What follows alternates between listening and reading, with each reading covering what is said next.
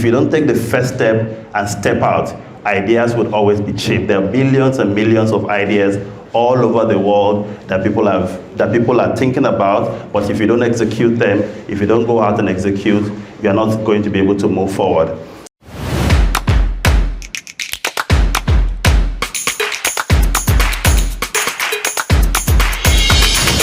I run a non-profit called Youth Hub Africa that I've run for the last at least 15 years.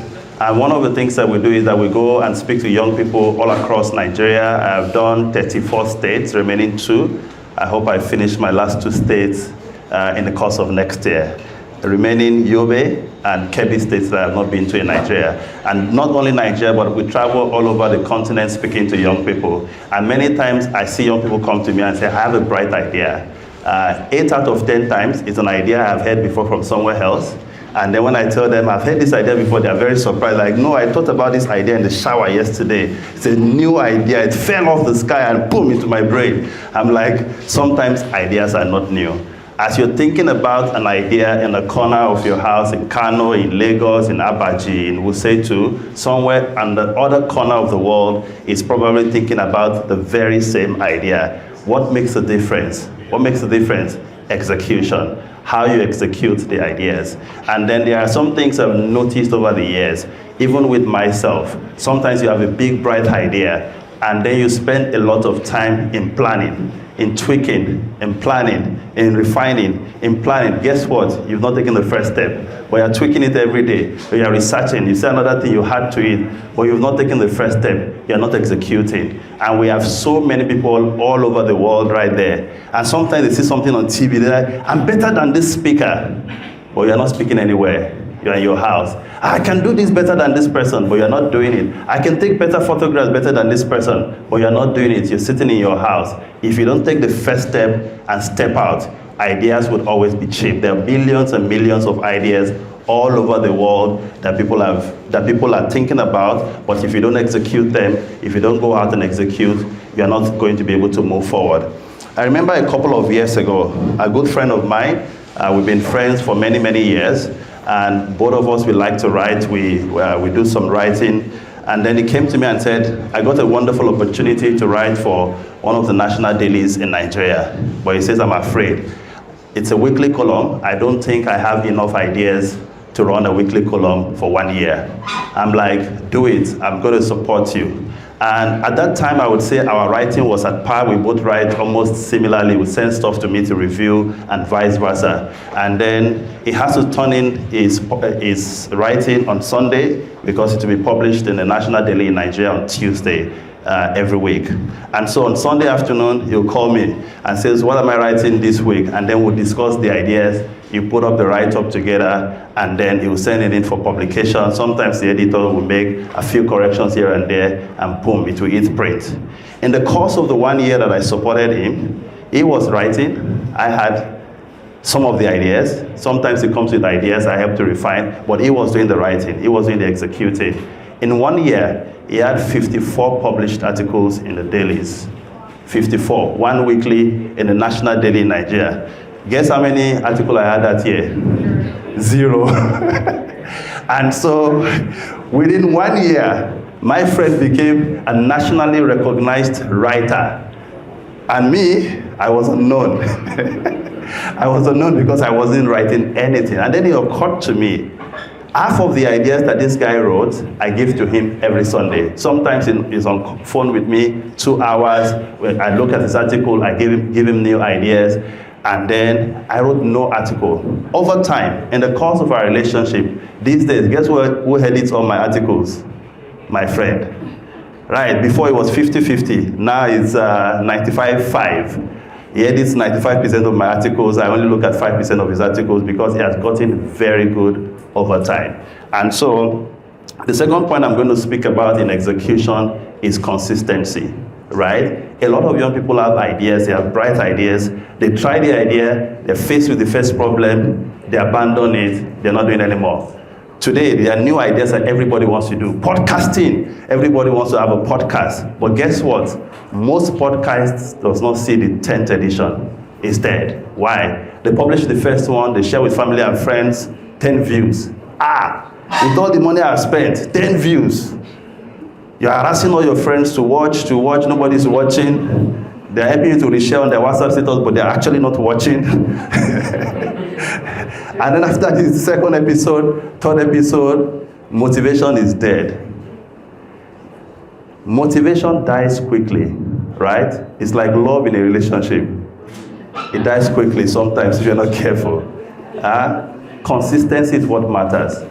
What do you do when the motivation is dead? How do you take the next step? What keeps you awake every day? What's the discipline that you put into motion to say to yourself, how do I go on executing this idea? How do I push forward?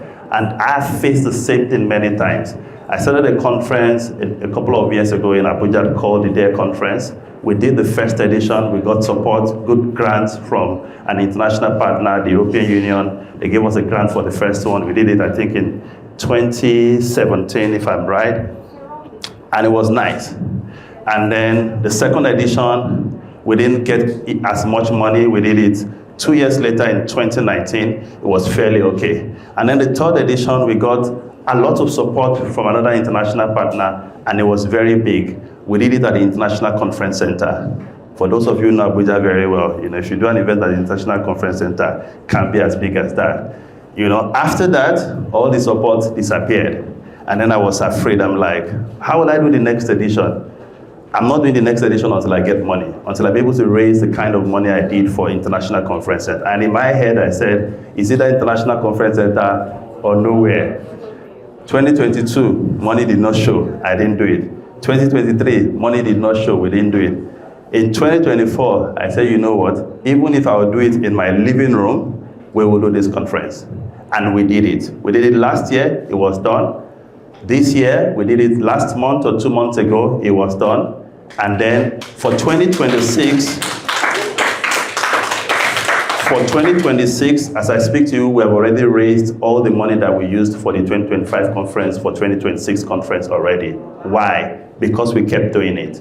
So it's not going to be perfect, right? People feel that when you have a bright idea, it's just like the graph you look at is, you take off like this, like an aeroplane. It's not like that. Sometimes it's a bumpy ride. Sometimes you go up, other times you come down. And sometimes the factors that affect you are not something that you can control, right? There are global factors at play. There are external conditions at play that will affect you.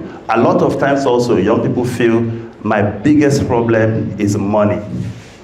Trust me, money can be a major factor, but sometimes it's not the only challenge you're facing. Just this past week, we were in Lagos. We were doing a study visit where we led 2 states in Nigeria, 2 state ministries of education, one in northern Nigeria, one in southern Nigeria, to a study visit in Lagos. And we needed the Lagos state government to confirm that we can come on this visit. So we have been doing back and forth with them. The initial dates that we chose, they said, don't do it on this date, move it to this date. And then we moved to this date. And we're dealing with senior officials from 2 state ministries of education, directors, and for 1 state, members of the House of Assembly. And the entire delegation was about 22 persons. And then we lodged them in a 5-star hotel in Lagos, very close to the Lagos State Ministry of Education. And then the morning when the program was meant to start, in the conference room of the Ministry of Education, my colleague who has been planning this program got a call. And they said, don't come now, wait in the hotel. And then she came to me and said, we are told to stay in the hotel for now. I said, until what time? She said, I wasn't given a time. I said, I don't work that way. Go back and find out. Wait till what time? Because this wait now, I'm beginning to be afraid. And then she spoke to them and they said, okay, you know what, wait till 12. I'm like, the program was meant to start at 9. Waiting till 12, what are we waiting for? They said, well, I'm waiting for the commissioner to arrive. I said, okay, you know what, you go to the ministry, because I don't understand what this wait means. Go to the ministry and find out. And then she was there, she was talking to me. I was delaying the delegation in the hotel. We're having debriefing for the program that we're going to do. And then all of a sudden I heard this program can't happen anymore. There was some internal conflict in the ministry over the visit. Some people were informed, some people were not informed. And so let's cancel for today and try for tomorrow. I'm like, what do you mean cancel for today? I've flown people into the state. I've lodged them into the hotel. I spent lots of money. but also my reputation, the reputation of my organization is now at stake. I drove to the ministry, started having conversation to find out what exactly is going on. And the reason why I'm able to do that is because I've gained a lot of execution experience. And then we looked at each other. What was I doing? I was adding pressure.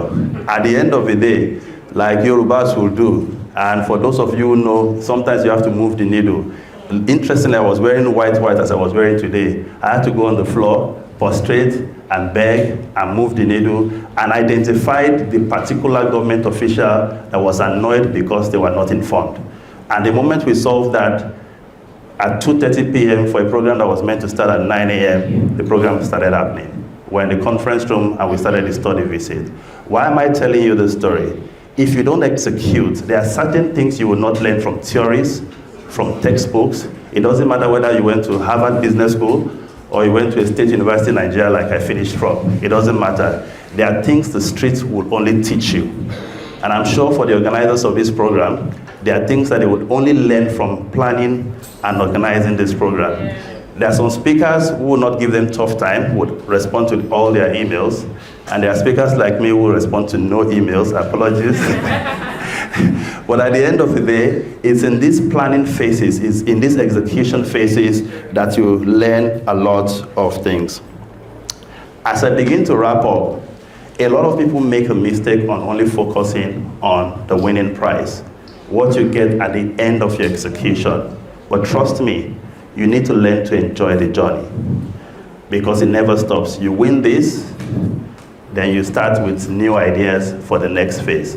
So learn to enjoy the journey. Life is short, right? Many times life is very short. For people who are in the room, I'm sure a lot of them are saying this, life is very short. So enjoy the journey. Execution can be tough, it can be lonely, you can face a lot of challenges, but enjoy the journey. Don't take life too seriously. Enjoy the process as you go. But know what I always say to people, and it's similar to ideas. I always say that talent is overrated.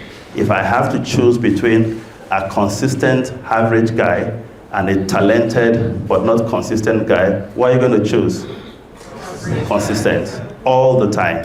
I have hired talented people who are not very cooperative, who don't want to work with the teams. I'd rather fire them and keep the normal guy, the average guy, who is consistent with their craft. Thank you very much.